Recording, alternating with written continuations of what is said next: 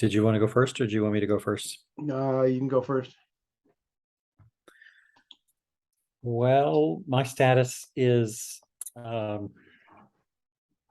sort of rebuilt, not sort of, I've rebuilt my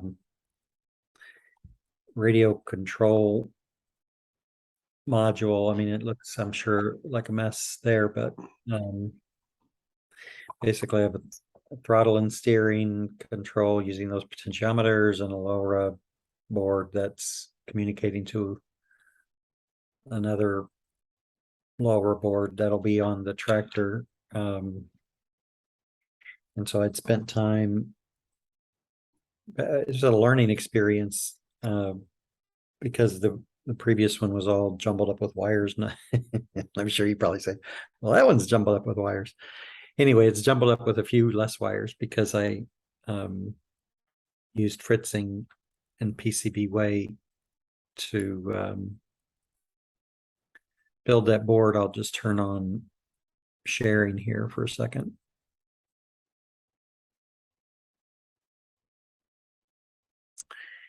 And pull up Fritzing. Not there yet. There's the share button. So anyway, this is the physical manifestation of what you see on the screen. And the last time Jeff correctly, astutely, very wisely challenged me on the size of those holes. And basically it's like, well, those holes look bigger and out of line with these holes. And don't you know it? Those holes were perfectly fine for what I was doing. And these holes are perfectly spaced correctly, but they're 0.7 millimeters in diameter or something. And that's just too small for the board to fit out of the box. So, and even though I had pulled this over, the board itself from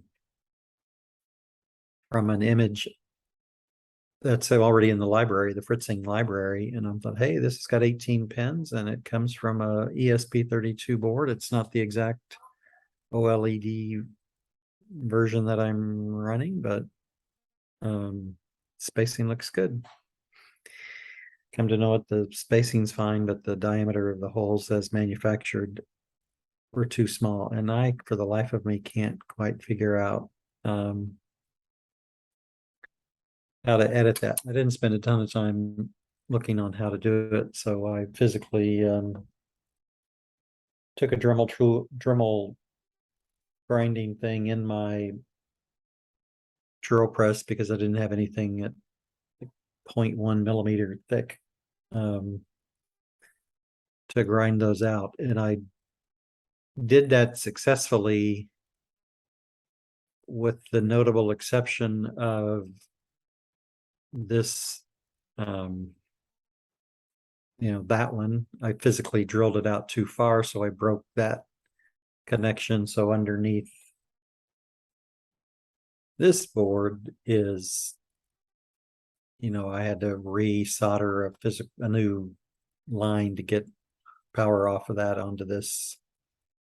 Would you call that a bus? A common power line. At the same time, because I didn't have a drill bit small enough, I ordered this rotary tool that's designed for jewelry making, and it had the right drill. It would have worked and not had to use a grinding tool, but the daggone transformer is not generating any power, so that was frustrating. But I'm back up and running and trying to make some progress. So at the moment, Oh, the other thing I was facing is on this board.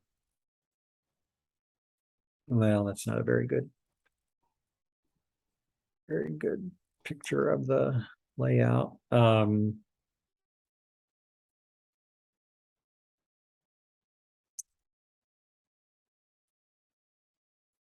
There's a,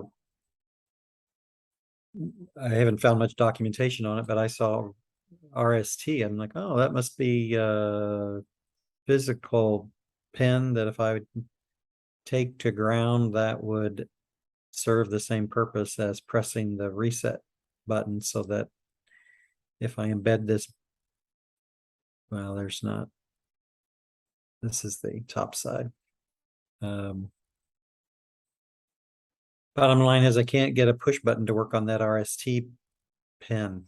So this is a reset pin, and I'm thinking, hey, if I embed this down into, a physical device, I better have an ability to reset it if I ever need to. So I, in the design, included, a wire that I could get to this RST. But when I soldered the push button, which is just a common, a ground and the wire going to the RST, it does something so that when I try to program the board, it's in the wrong mode and won't connect. Unplug the reset pin, it'll upload fine. Put the push button on there, it won't, but it doesn't act like it's in the wrong mode. So it's putting it in a confused state is the bottom line. And I was just, before we got on, researching how to fix that and couldn't find many hits. So I might just move on and deal with resetting some other way, but that's one of the issues. That's the only physical flaw that I've found at the moment with the board that I've built. Can you back up Anyway, that last picture you just showed? It showed the pinout, sure. and right there on the right, it says that pin is labeled LoRa reset. Is that the same pin? No, I was focusing in on this RST. Is that Oh, the same pin? okay. There's two, I flipped over. There was two images that I showed you. This is the bottom side. And so that RST pin is on the right.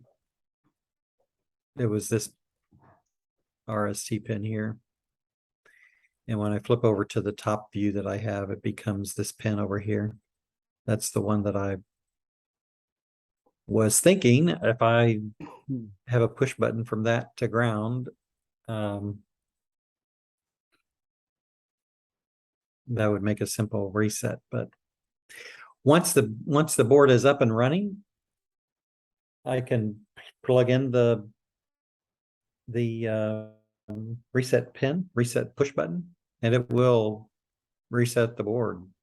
I don't know if it's like crashing the board or doing a reset, but yeah, it functionally works once the board's up and running. It just mucks up the programming. It might have might even be some kind of a programming thing where you have to go into your code and say, make that pin a reset pin as opposed to an IO. Although the way it's labeled there, it looks like they assume that's whatever that is. It's always there, but I don't know. It just seems like there should be some basic documentation from the board that tells you what all those pins are doing, but you might just have to go track it down. That's what I was in the process of doing, and the manufacturer of this has obviously laid these out the way they wanted to have them laid out. So I opened an account or registered on the website for LilyGo, which was the manufacturer of the board. And I'll just post a question to their forum and see if I get any sort of response. Guess I could always unsolder the reset button and do that, but or maybe I have a short and my ground has got a voltage on it. I don't know, but guess that could be it too. Anyway, I was hoping with your electrical knowledge, you might have some suggestions. I would say find somewhere that tells you what that pin is doing, that RST pin, and then go from there. See if it really is to reset the board, and if it is, then you can figure out what to do about it. And I did put a multimeter on the push button just to make sure that, that I hadn't shorted anything. And I mean, there is no capacitance being shown on my cheap multimeter before I hook it up. So, but I guess I could hook it up. I need to do a capacitance test with hook up the board. Yeah, hook up, take my because the way I did it is, I think the next test I'll do is so this is that plugs into the pin that I had put on the board, and then I'll do the capacitance test on the push button to see if I'm getting any voltage across those pins when it's pushed in. Because if there's voltage, I would guess that would screw it up. So, Anyway, so why do you keep saying capacitance test? I don't know. What's the Continuity or voltage? yeah, maybe continuity.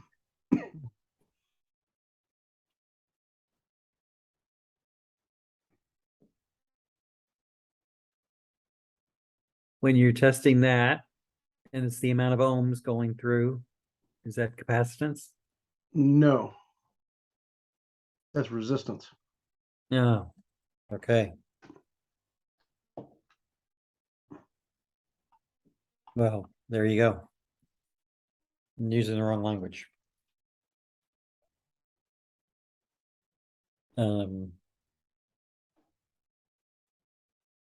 Yeah, so there's no, I'm getting 0 on that when I push the button, but I'm not getting any reading across the push button when it's connected, which is the way I guess it's supposed to be. But anyway,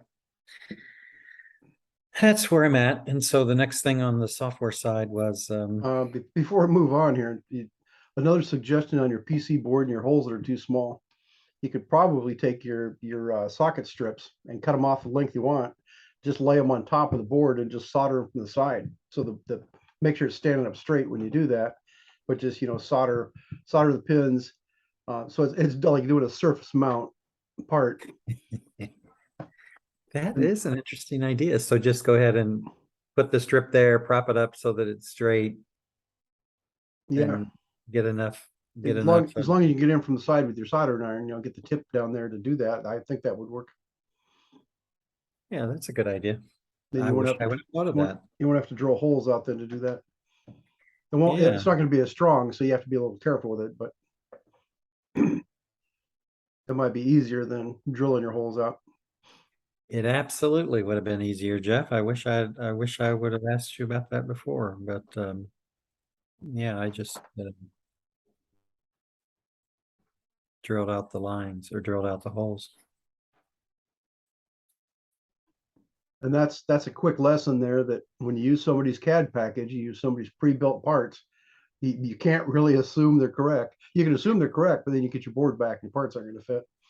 So if you got, every time you use a new part out of somebody's library, you should, at least quickly make sure it's got the right number of pins and the right spacing, and in this case, make sure the right hole size.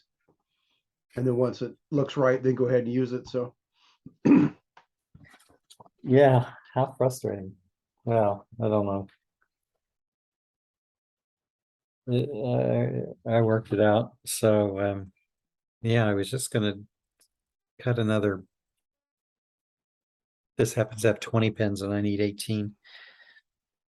I'm just going to cut that down and see.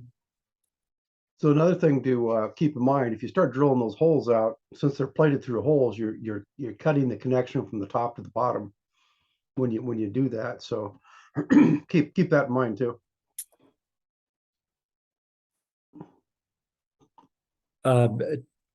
Give me another sentence on that. What are you like? There's wire. I mean, there's effectively lines down there, right? And I screwed those up.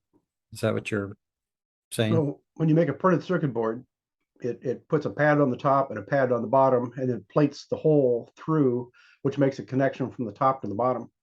So if you take a drill bit and drill that hole out, you're cutting that connection from the top to the bottom. Now, if all of your connections are on the bottom anyway, all your traces are on the bottom, then when you solder, they're all going to work. But apparently that one, it was your power one you said didn't work. That's probably why, because that was probably a trace on the top of the board. And now that you've drilled the hole through, that no longer makes a connection. Yeah, I definitely did that. It didn't take long to drill those out when they're just 1.6 millimeters thick, and I've got a Dremel grinding tool running at my lowest setting on the drill press is like 400 RPM, so it's like a delicate operation. So could you turn off your screen sharing and hold your thing up again so I can see your module plugged into your PC board? Or is that not what's on your box right now? You wanted me to hold this up? Yeah. What do you want to see? I just, when the first time you held it up, I didn't realize you had the PC board in your box. So that now I see that. Just out of curiosity, can you read the OLED screen? I mean, can you see that? Just a second here.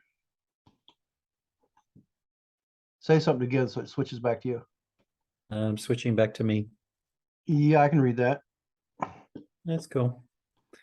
I also, the other thing you'll notice there's, you had told me or suggested, as it were, like to put this switch turns the battery off and on, the power source from the battery off and on, and you'd suggested I put the voltage divider, I'm going to use the language downstream, on the power switch, which I did that. That's why you see that brown perf board in there. So if I ever redo the PCB way board again, I'll add space on there to put that on there. So, and then like these are all the wires coming out of the back, which is for the power switch and the mode switch and the reset switch. Would be interesting to get, one socket for all of those if I were going to make like a wiring harness kind of deal. Anyway, just some things to think about. You can spend a lot of time mucking around when you're trying to make your own remote control. Jeez, oh Pete, like stop already. I want to be configuring ROS code, not getting a PhD in radio control, homemade radio control modules. So my level of frustration with get done with the radio control is getting high. That's it for me. You said you were going to talk about software or something before I interrupted you on the No, I was just mounting the board. My to-do list. The next thing to try to work on,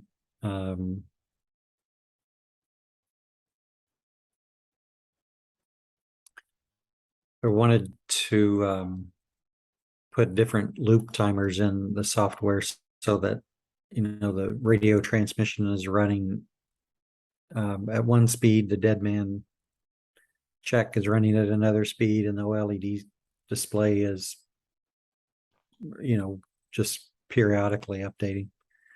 And then I've got to sort of add the dead man switch into the processing loop, and that's more a physical thing, not a software thing there. So anyway, so I can get to a point where I can actually try to test getting the signal over to the other deal that's connected to the tractor and drive the motor controller. So I'm close. So that's next for me.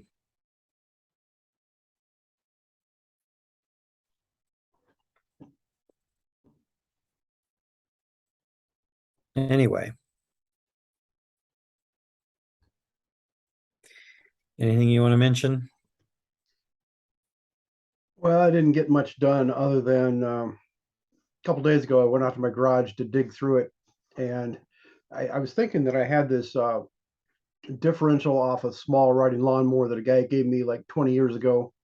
And I guess a couple weeks ago, I was out there, I saw it was out there, so I went out to specifically grab that.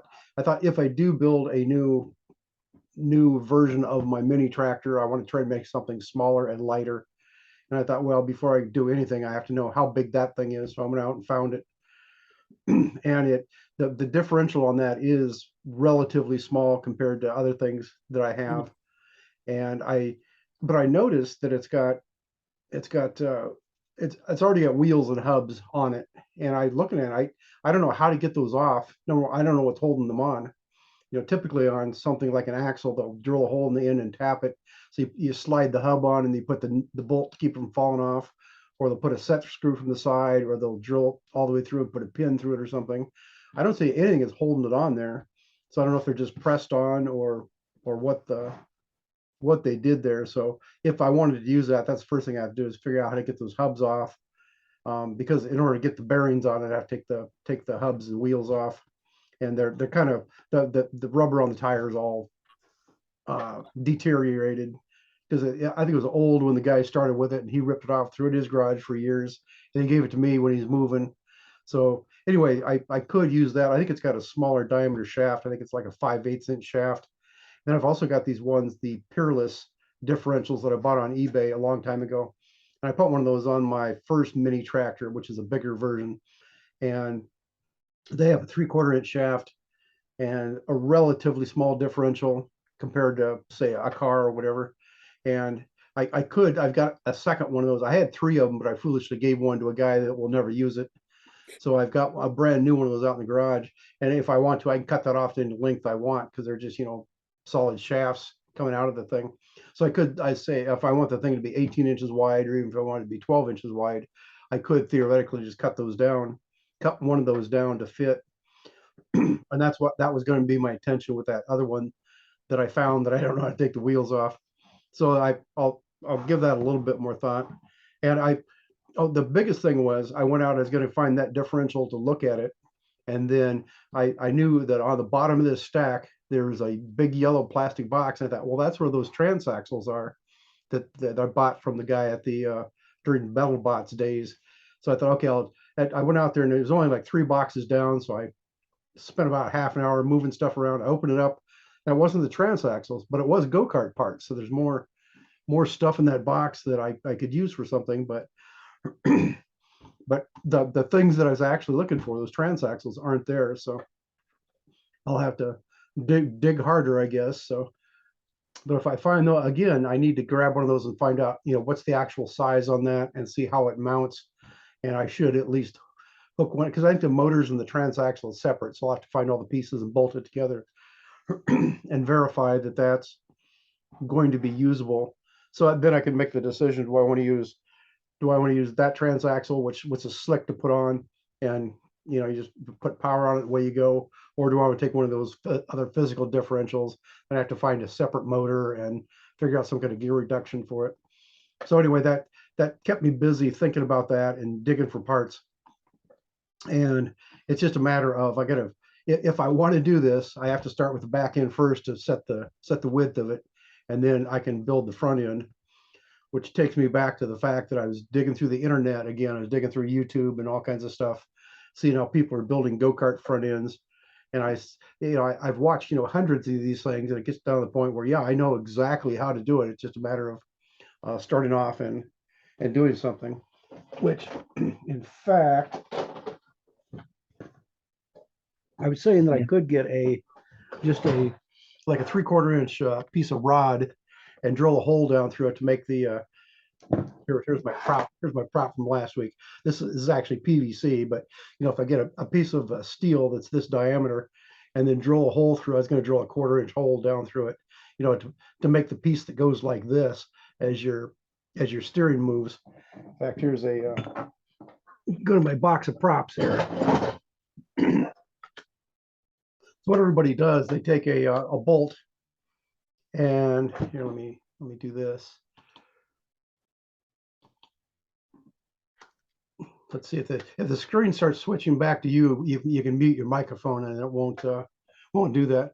But everybody just takes a bolt like this and welds it onto their piece of steel, and then as the thing, as you turn the steering, see, it just rotates around that piece, and that's how the steering works. So I was thinking, well, I could do that. I could just cut that piece and weld the bolt onto it and make that piece that everybody else is doing. And then I found when I was digging, here's this piece of pipe that's just from like a hardware store, and it's I think they call it black pipe, which I think is when they put in your gas lines in your house. They do that, and I found that apparently I'd done this once before, because see on this end it's like a 3/4 inch hole or something. I didn't measure it, but it's threaded on the end for standard, just go ahead and put it in your house and build stuff. But it turns out I had cut this end off already. I've got these bearings that I bought at the surplus store one time. It's got let's see how quickly let's see how much time I can waste here. The OD is exactly what the ID is of the other pipe. Well, it turns out it's really close. So here's here's what the bearings look like. So it's got a ridge on one side, and it's got and they're nice precision bearings. So anyway, I bought a whole bunch of these one time at the surplus store. So they came in a tube like this. So I got a bunch of those, and I went to check it, and it doesn't fit immediately. But I just took a round file and cleaned up the burr on it, and there's actually a like a ridge inside, like it's a weld seam or something. So I just filed that down and then put the thing on, and it was real close. And then I just pounded it a little bit and it went in there, so that would work. So what I could do is I can cut this off at about, say, 2 inches, and then put a bearing in the top and a bearing in the bottom, and then go ahead and weld my bolt onto the side of it like that, and that will give me that part of the steering. And then they will then just weld an arm onto it. I have a mock arm here. Here's a pen that will pretend is going to be my arm. So you just weld this onto the side of it like that, and that's your steering arm. So you push and pull on this, and that makes the whole thing turn. So anyway, if I wanted to piece it together, I could do that. And I did a lot more digging. I found a few more things on eBay that I can just buy outright to do that with. But then watching the videos, I see there's 2 or 3 ways of doing it. That's the one way that people usually use if they're building a go-kart or something. But there's another method where you will have, say, here's a piece on the end of your axle. So your axle is like this, and then they just get a piece of C-shaped metal that goes like this, and then they'll put an axle, weld an axle onto that. So it's doing it one way or the other. Either this is the solid piece on the axle, or this becomes you got a C-shaped thing, and then this turns like this to do your steering. So there's a couple of different ways to do that. And then I thought there was there's other ways where if you're going to do the swing arm suspension, they'll build something like I just showed with the this part turns and it goes like this, but then it'll have a bracket at the top and a bracket at the bottom, so your swing arm hooks on here and a swing arm hooks on here. So that's just a different way of attaching the thing. So I was trying to think if there's any other things I was doing with that. That pretty much sums that. Oh, here, I should have been using this as my mock-up. This is this is the one when I first started trying to build this mini tractor. This is one I pieced up, so I've got a wooden Prototype. yeah, a prototype for the thing. And so I started off building everything out of wood, and these are just blocks to hold the pin up here. This is more like on the lawn tractor, where they'll just have a solid rod that starts here and comes down, then they bend it out here, and the wheel sticks onto there. So what I actually did here was I took a piece of angle iron and I got a vertical bolt that I welded onto it. And I got a horizontal bolt that I welded onto it, and that hit me later. Yeah, I could do that for the new one I'm building too if I really wanted to. And when I did this, I didn't know. So I just made the control arm long enough that it would work. I could either do it on the front or the back. And then to get my Ackerman angle, I bolted this piece on here. So it just moves the control point out somewhat. So anyway, this was something I started with and was actually going to use this to begin with. And then I ended up doing it different. That's why I gave up on this and just went to the go-kart parts and bought the thing off eBay and welded it on, so that worked out. But those are sloppy enough that I wanted something better. For testing to prove that things are working, it's better to have something that's a nice tight steering to start with. So that's one of the things I was doing this week, was doing a lot of digging, looking for that kind of stuff. And the other thing was these wheels that I got here.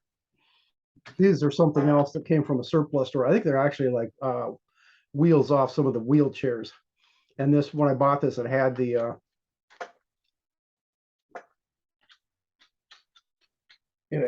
was the wheel, and it had the bearings already pressed into it. So it's got some bearings. I think that's a 7/16 inch hole on that. So I think I paid like $5 for this, and it's a wheel with a nice neoprene tire. So it's a nice hard tire. It's a plastic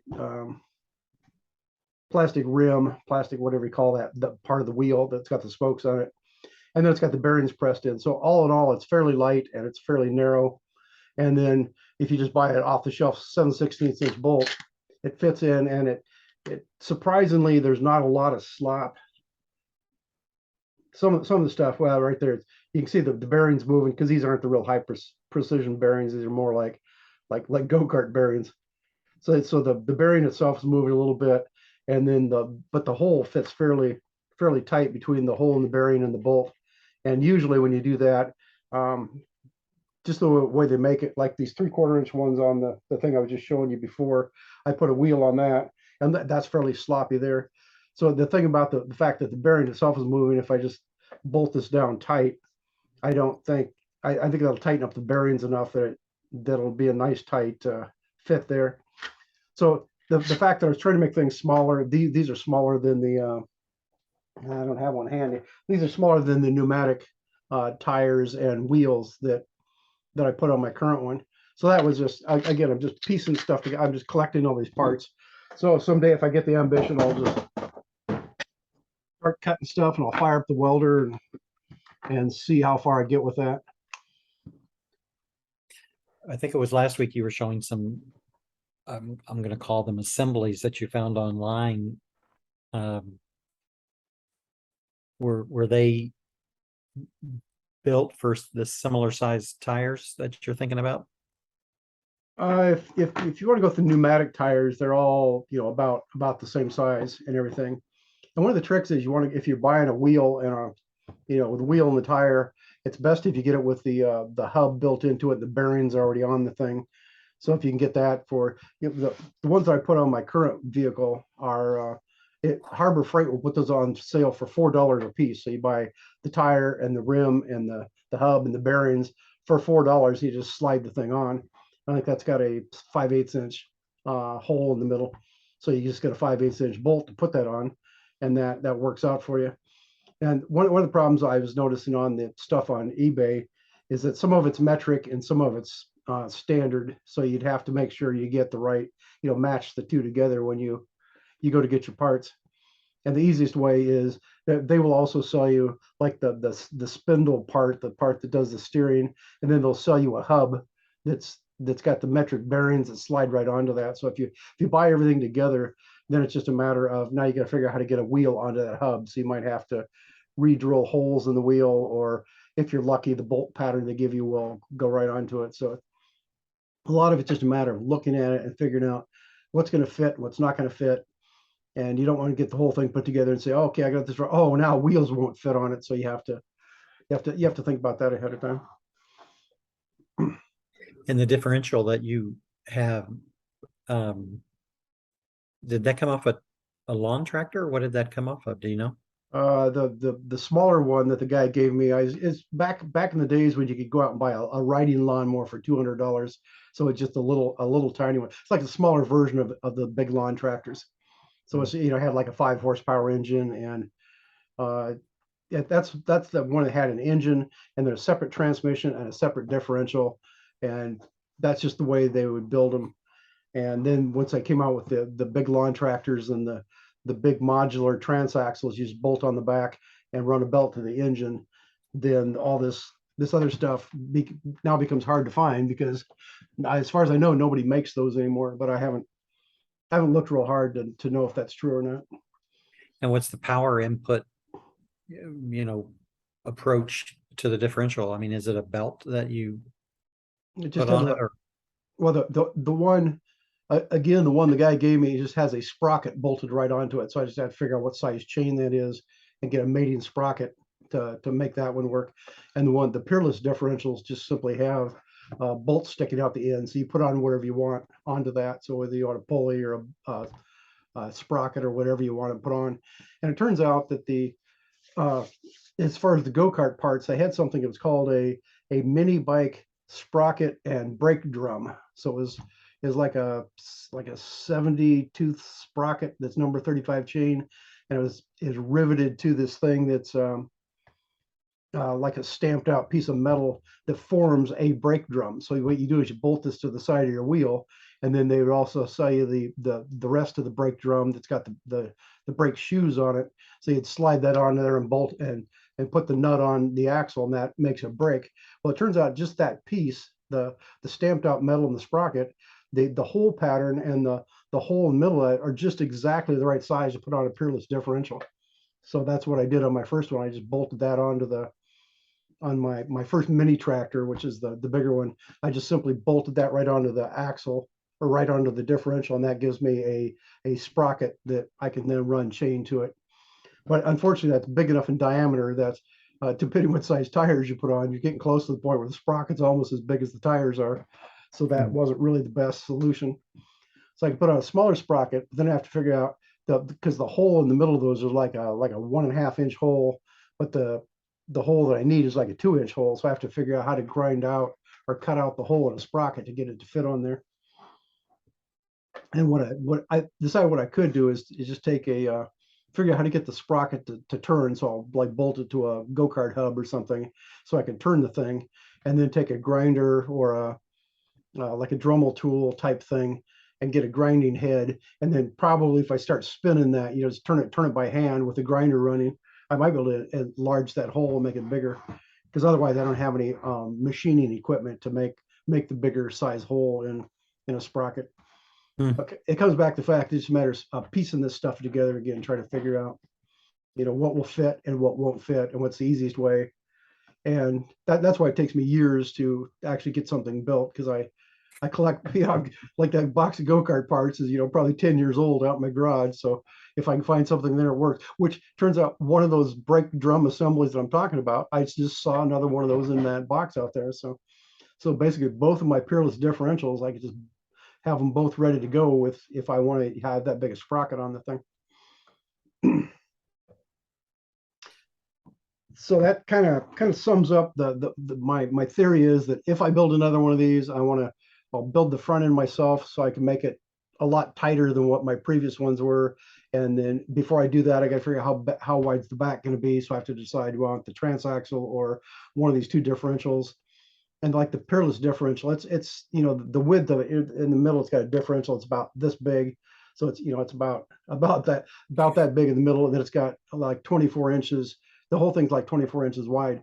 But I can just take they're just solid shafts, so I can just take a hacksaw or a cutoff saw and just cut those to any length I want. So I can make it 18 inches wide or 12 inches wide, depending on what I end up doing there. So again, that's what's going to set the whole thing is, define the width of the back and then make the front the same width, and then just move on from there. Cool. And it's still just a matter of, I'm just collecting a box of parts here, and then I'll have to decide someday, do I want to actually go ahead with this or not. I think there's some other clever thing I found for steering. I guess one of the other things I was looking at was the like kids cars, like pedal cars and stuff. So before I was looking at the kids ATVs that had either electric motor or a gasoline engine on it, that had pneumatic tires and stuff, but they want, or like that guy from Goat Industries, he just went out and bought one for what is $600 or $800, whatever he paid for it, and then he proceeded to make that into his robot. So that's another approach. If you got lots of money and that's what you want to do, you can just buy one of those, a brand new one, and hack it up. Or you can get the kids pedal cars, and they're like they're, I don't know what they're, $150 a piece. And I just saw one on Craigslist. If I was willing to drive halfway across town, I think I looked on the map. It's 30 miles away. Somebody has a kid's pedal car, and they were pointing out these are like $150 brand new, and they want $20 for it right now. So I could drive down and pick that up, but I thought, well, that's just one more thing that's going to be in the way, and I don't want to drive that far to go pick it up. So that's another option. If you can just buy something off the shelf that's got, because it had the steering on it is close enough. It may not be as accurate as I'd prefer, because when they put it together, they just want it. They want the wheels to turn when you turn the steering wheel, and they haven't gone to the trouble usually to set up the correct Ackerman angle to make that work. And if you're trying to prove that you're going to command it and say drive at this angle, you'd prefer that it actually does that without the tires skidding or anything. But yeah, Would the differential be, would the rear end be differential on something like no, that? any of this stuff, they just put a solid axle across on these. So, but my thought is, I'd probably just cut the back end off and put my own. So if you get a car like this and then just take the axle off the back and put one of those mobility scooter transaxles on it, that then gives you in the back, it gives you gives you a differential, it gives you the motor, and gives you the gear reduction. You just bolt it on. So that would be a clever way or an easy way to do that. Just assuming you can get it to fit, if you take so if you take that whole black cover off that's over the chain there, and in the back you just got the axles bolted on. It looks like probably just one bolt is, maybe it's got two bolts. Yeah, if you on the opposite side there, you can see there's two bolts holding the axle onto the frame. So just unbolt that and drop it off, and then put this mobility scooter transaxle on there, and that would give you, the pieces that you need there. And this also, if you click on one of those pictures on the left to show you the front end, you can see it has, keep going.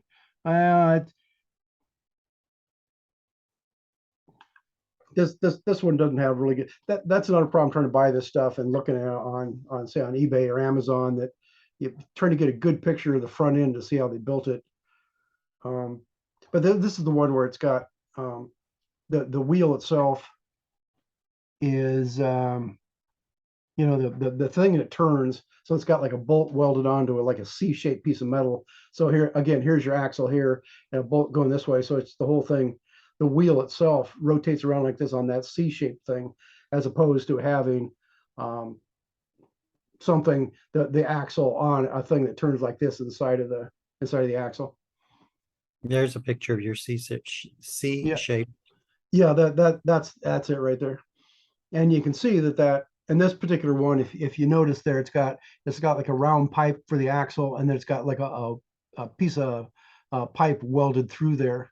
So then when you slide the C-shaped thing on, put the bolt in, that gives you a nice solid place to act as your pivot point. And again, you look at enough of these and you go, oh, okay, they did it that way, or I could do it this way.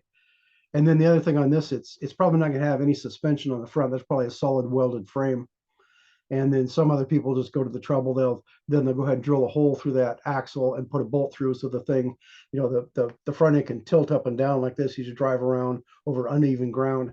And you'd probably be better off on that too. So again, you just have to look at the stuff and decide if that's a reasonable way to go on that.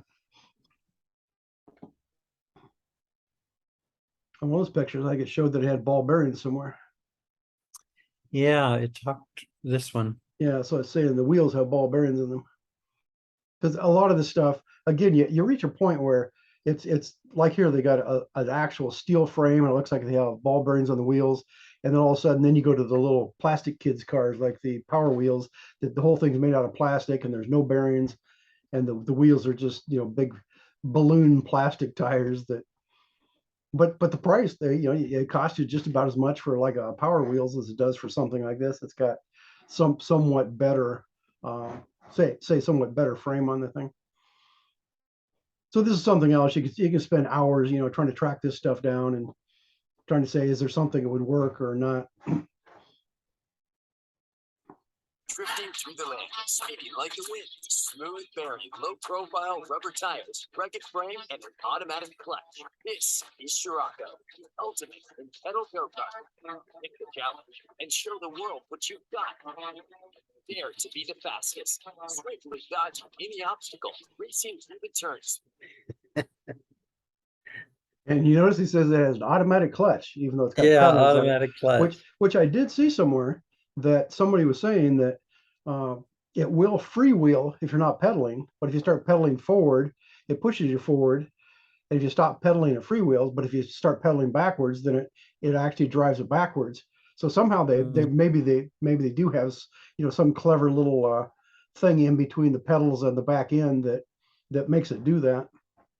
Or I was thinking, because like on a bicycle, what do they call it? A coaster brake on a bicycle. You pedal Right. it forward and you go, but if you push the pedals backwards, it activates the brake. Well, you wouldn't be able to do that on this one, so they must have a separate brake or no brakes at all on it. That'd be another way to address that. Yeah, I assumed that. See that chrome bar? I assume that was some sort of brake. Oh yeah, it looks like it is. From their picture, I wasn't paying real close attention. I saw the chrome stuff sticking out. I figured that was the pedals, which didn't look like it was the right, to be a crank. No, okay, there's actual pedals on that one, you can see. So anyway, that also distracted me looking at this kind of stuff, just wondering what can you buy off the shelf. And I don't remember what brand it was, the one I found, but it looked better than this one. But anyway, it's, as I say, if we're willing to drive halfway across town, I might be able to buy one for $20. And it looked like it was in pretty good shape, but they said they broke the steering wheel on it, but they fixed it with some tie wraps or something. Said their kids had just outgrown it. It's the only reason they're getting rid of it. So then, so this is kind of a like a medium range one here, where it's not like the plastic Power Wheels, but it's got an actual metal frame and decent bearings. Or you can get the bigger one, get those like Chinese ATVs, like the guy from Goat Industries did, but then you're paying a lot more money for it. And the one from Goat Industries just had a live axle, just a solid axle in the back, no differential. And I still say, if you're trying to do robotic stuff and you're trying to create an algorithm that says turn at this angle and go at this speed, it'd be nice if it would do that, which means it's really nice if you have decent Ackerman steering and differential in the back. But you can get away with a lot of different things. So also in the digging I ran, I was looking at, because I was looking for go-kart front end, so I saw a bunch of different people building complete go-karts. And everybody just wants to put a solid axle in the back, and then the steering in the front. They don't really care how accurate the steering is, and to drive that point home, then they say, okay, we built it, now we're going to drive it. So you see them driving around this track that's like an asphalt track that's kind of a windy track. It's not just a big oval. It's more of, I don't know what you call that, more of a go-kart track, I would say. But as they drive those things, they're driving straight, they crank the wheel and get the whole thing to just slide sideways like this to point it in the direction they want to go. So they don't really care if their steering is accurate. They just need a way to force it to go where they want it to go. And they purposely are not driving it like, say, if you're out on, you take your car out on a big oval track, you want it to go where you tell it to go, because normally you're not sliding your car around when you're doing that. So that's really the difference there. So you have to be careful, as everybody builds this stuff from scratch and they don't care about how accurate the steering is. But that's just something else you learn as you look at all this stuff. So one other thing I did was, I don't know why, but I went to I think I went to eBay and typed in ROS Ackermann robot, and it turns out they've got various things you can buy off the shelf. If you've got lots of money. Let's see how Oh, quickly come on, you got to share what you found.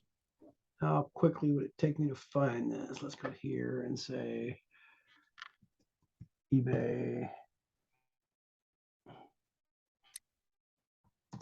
ROS. Come on.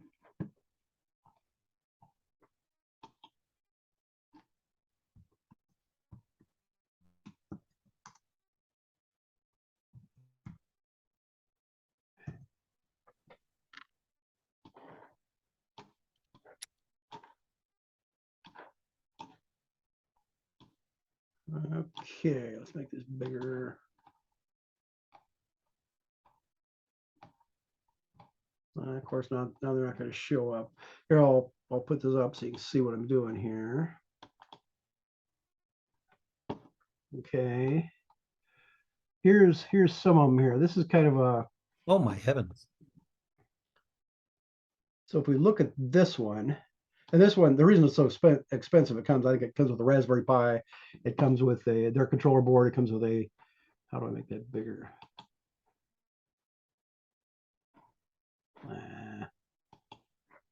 Here, let's do this. So this particular one has the Mecanum wheels on it. So it's got four gear motors, and then it's got a metal plate on the bottom that the motors are bolted to, and then it's got a gap in between, and then another plate on top that all the stuff's bolted to. But I think it comes with all that stuff, which is why it's so expensive to start with. So that's one of the kind of things you can buy. What do they say about the software? I don't know.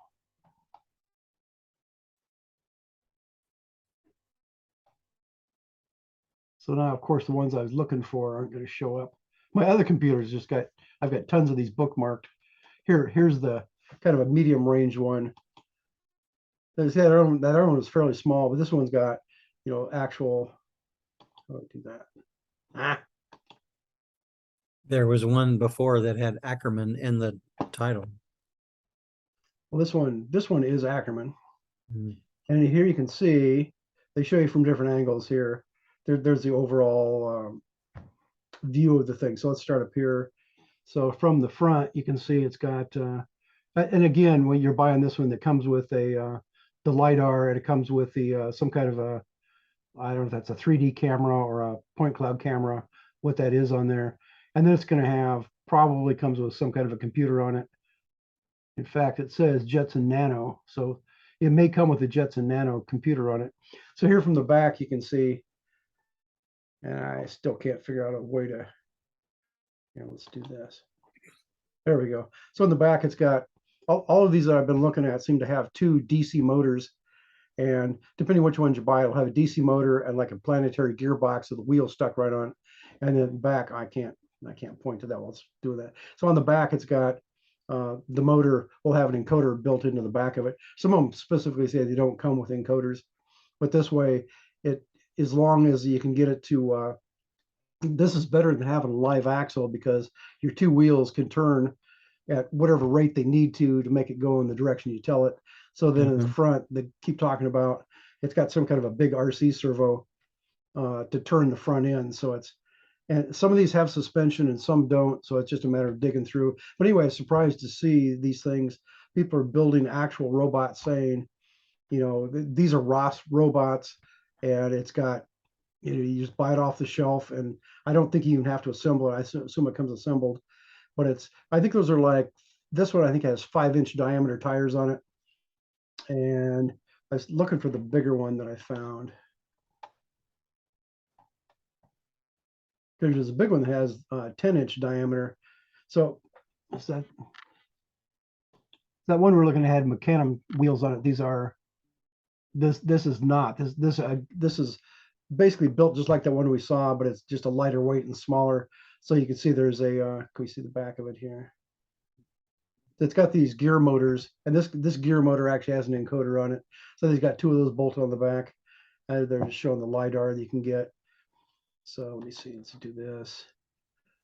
And oh, it's an Orbeck camera. So I think it's a point cloud camera that's on there. And then on the front, you can see that it's got the two wheels, and it's got in the middle, that's an RC servo right there that turns the wheels to do your steering. And in the back, it just has those two gear motors bolted on there. So all that's bolted your bottom plate, and it's got a top plate with spacers. And then it's got, they're showing a Raspberry Pi on their controller board, their custom controller board to do all this stuff. And there's their LiDAR, and then their point cloud camera. And what was the price on this one? This is still $850. So again, if you got big pockets, you can buy the stuff right off the shelf. Can you go back to that one though? I was looking specifically for, do they mention anything about software in the description? Well, it has a Raspberry Pi, so you just simply load up ROS and do whatever you want with it. Well, better picture, do they say do whatever you want with it, or do they give you any sort of a pre-configured well setup? Like, since I'm scrolling through it, here's a better picture of what's underneath of the thing. So it's got it's got the steering set up, and then here's some linkage arms and just a RC servo, and you can see the two motors bolted in the back here.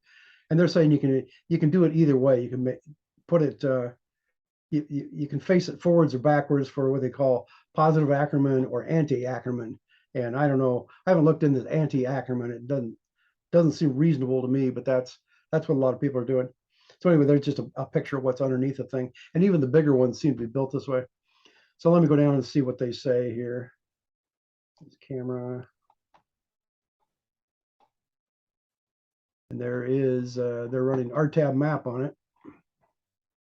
So that could be they give you say, here, load up these packages, and it will do what they're showing you here.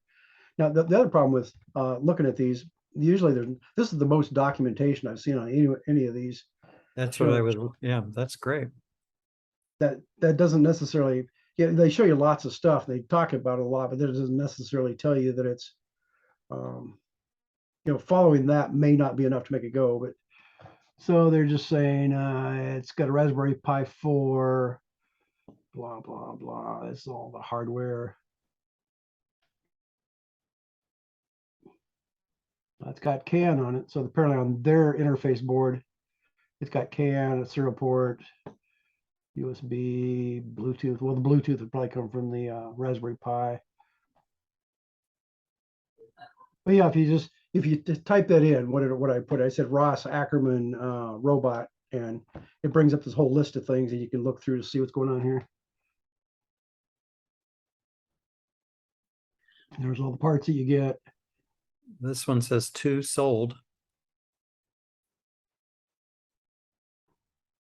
So if you're somebody like a university or a company, this is a quick way to get going. If you got lots of money, and that's what you want is an Ackerman vehicle, you can do that. So anyway, back to, I still wanted to find that big one because it's, I don't know why it didn't show up. What? Pick one up, that the one that I found for 806. It used the Bluetooth, well, it's 2.4 gigahertz radio control deal.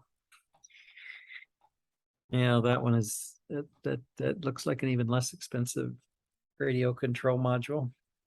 Yeah, a lot of these things you can get the cheap one that's just the frame itself, fairly relatively reasonable, but then once they add on the computers and the sensors, the price goes up quite a bit. So, and how can I, here we go. Here's the first one that I found. I don't remember where I saw this, but I thought, hey, I'll go search for that. And this one is, and unfortunately they don't give you any decent pictures. This is the only picture they show you.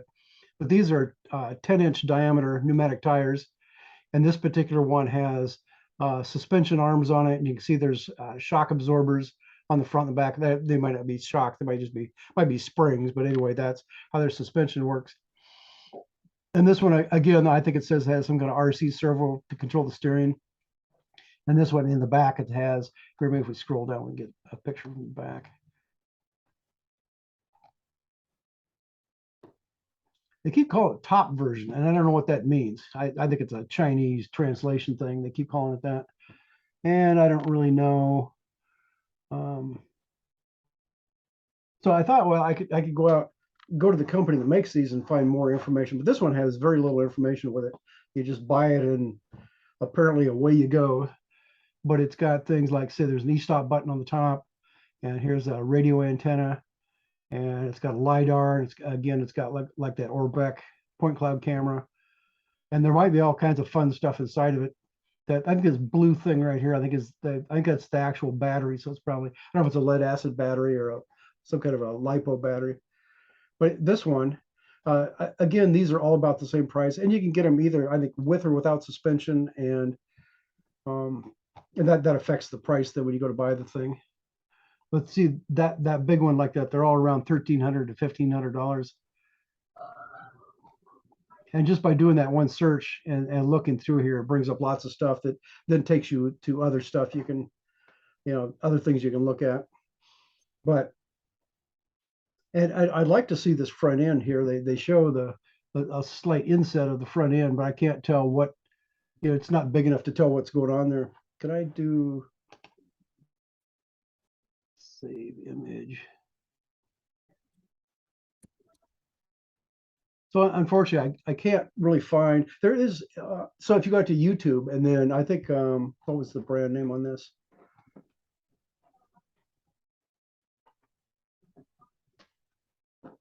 Cyber Everyday. They're something like Freewheel or something like that. Might be the people who make this.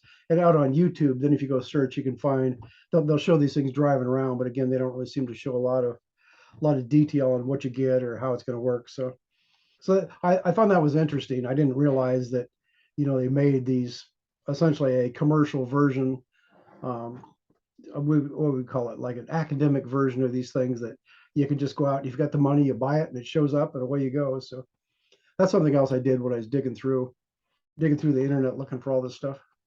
Yeah, that's a really clever find. And then, as I say, on YouTube, then they'll have videos of some of this stuff if you can figure out how to equate the two together and find what you're looking for. But I think I might have actually finally found the company that makes these, but they didn't want to tell me more about it there either. So that didn't do me a whole lot of good. And maybe I was just looking at it saying, okay, how do I duplicate something like this? And it seems like, just by looking at this, I could say, okay, they got away with this, they got away with that. I think this is another one where in the back it's got, two gear motors back to back, but I'm not completely sure on this one. As I say, I can't find any really good pictures on this one. So if people long get before they put a GPS on them, did you notice any with GPSs on them? I wasn't specifically looking for that, so I don't know. And something like this, it's a base. You can put anything else on there you want. Just bolt stuff on there. Can I do it this way? Open image, new tab. Zoom this way.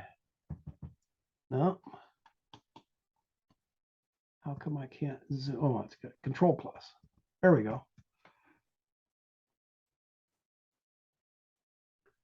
So looking at the steering thing over here on the left, it looks like this is the RC servo turned sideways with an arm sticking up. And it's got a control rod to this side, and it looks like there's a control rod that goes from this steering to that steering. And I can't tell what else is there. So, and this one probably has like a bolt through the middle like this. So it would probably, they're probably right there. It probably pivots. So again, if you go over uneven ground, just like a lawn tractor is built, that's probably what they did here. And a lot of this is just, the fancy stuff. It's all stamped out metal that, they went to the trouble to figure out how to do this, and use all the metal pieces just bolt together. Which, if you're building it yourself at home, you'd probably just get flat plates and drill holes and bolt it together.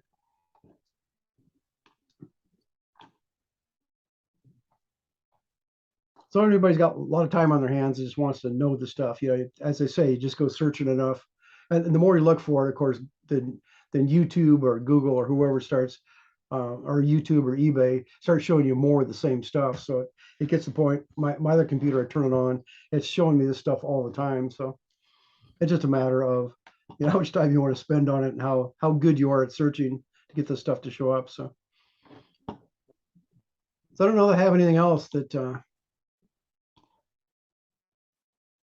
wanted to do. So anyway, last night I went to bed at 4:30 a.m. So Oof. and part of it was I went down to my second bedroom, which is my workshop. Thought, okay, I need to clean this stuff up.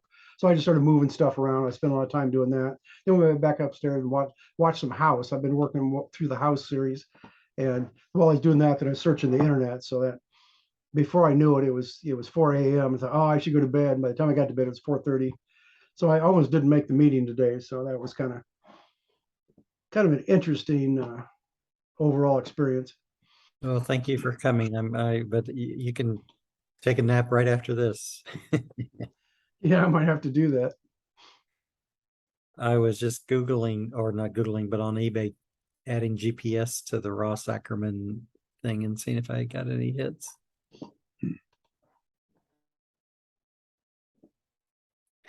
I don't see GPS mentioned on any of them, because I mean, that would shoot up the price, obviously. Again, it depends if you just want, you know, cheap GPS like this, which is I think is like a $30 module you can plug in. The other thing I noticed was this is back, you know, I haven't looked at these for years, but you know, you buy a module like this, they would all say 2.5 meter CEP, which is circular something, but it's saying, you know, it's good to within like what would that be, 5 meters. But anyway, whatever it is, they put that number on, and it's that really is not, doesn't mean that it's accurate within 2.5 meters. It says, you know, like 70% of the time you should be within this circle of 2.5 meters. I don't know if that's radius or the diameter, but I was just noticing that somebody was using one of the U-Blocks modules. It wasn't the one that can do RTK, but anyway, it was saying it's got 1.5 meters. So just as time goes on, you know, all the modules are getting better, and it's getting down to the point where if 1.5 meters is close enough, you can buy a module for say $50 as opposed to paying $200 for one that'll do RTK. So it's still just a matter of, you have to decide what you want and how well you want it to work. So again, if you get the cheap GPS, and you just want to say drive from here, drive out to your field. So you say, okay, drive as a waypoint, drive out to where your gate is to go into your field. And you know, your GPS is good enough to do that. Once you get to the gate, if you got cameras or LiDARs or whatever, it can say, okay, here's where the gate is. It can drive through the center of that. And then once you get their side, then your cheap GPS can get you out to the middle of the field where you want to be. And then you can switch over to row following, you know, with a camera or whatever. So you could get by some fairly cheap stuff if, you know, depending what your application is.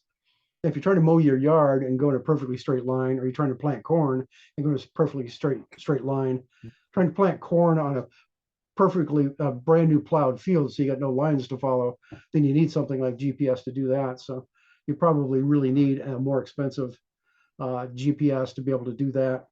But once your crop comes up, then you can switch over to cameras. You don't really need the GPS to, at least to follow the rows, whether you're spraying or cultivating or whatever you're trying to do.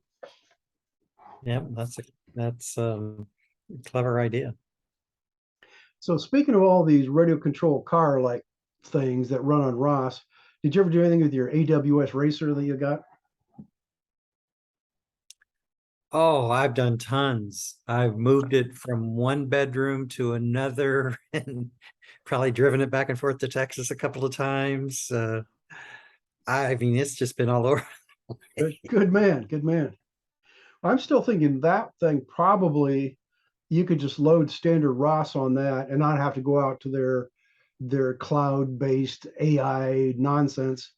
You know, it's probably got everything you need on there to run as just a regular ROS-based vehicle to do that.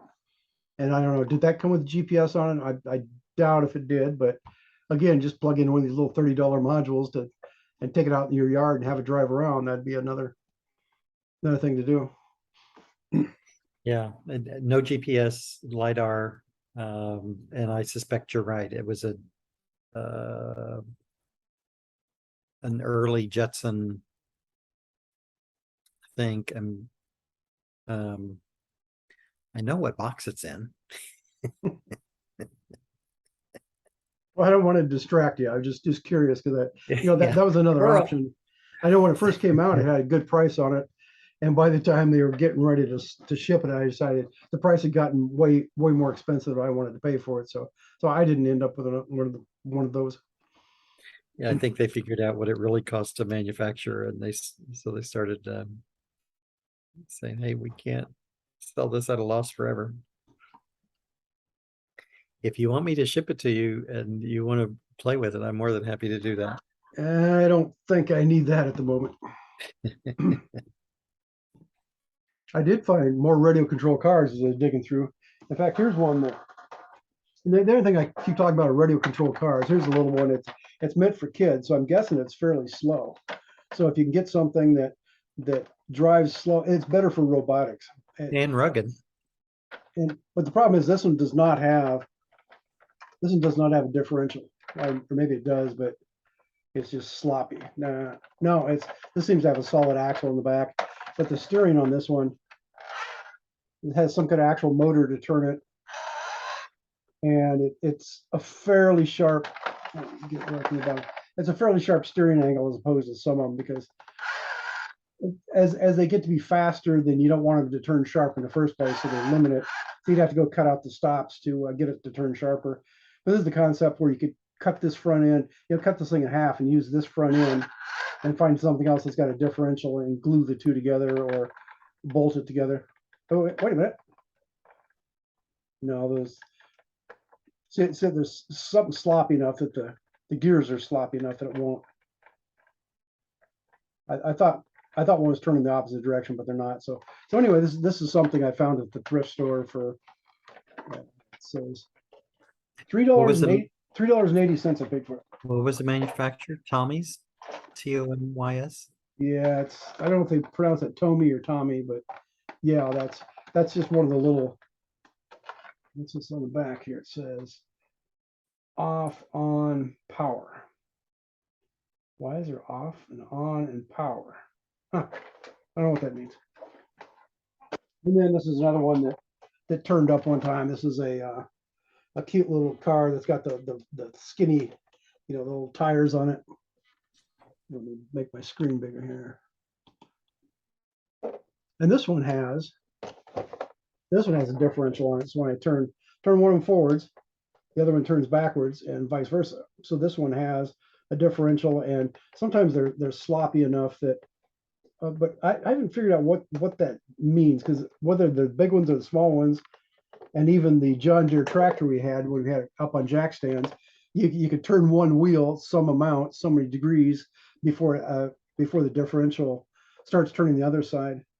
So all the differentials act like that. I don't know how that affects in the long run when you're trying to say do odometry on your ROS stuff. I don't know what that's going to do, but that it seems to work. So because the one that's on my lawn tractor, right, or my mini tractor, is a little bit sloppy, but I seem to get fairly decent odometry. So this one also has the steering. See, the steering doesn't turn very sharply. That's all it'll turn. Because you put this on the ground, it probably goes 20 miles an hour, because everybody thinks, oh, I gotta have a fast car for my kids. So this is another one that came from the thrift store. This one I paid $3.99 for this one. And I found several bags where I've torn the cars apart. So again, I just have to figure out which ones I want to keep and then get rid of the other ones, the ones that don't have the parts I want. So I've been thinking about a lot of stuff in order to avoid cleaning stuff out. So I gotta get back to that. And Well, avoid staying up till 4 a.m. because that doesn't sound healthy. so I'm always up late, but that's usually not quite that late. Okay, my man, I guess that's all I got. turn off recording.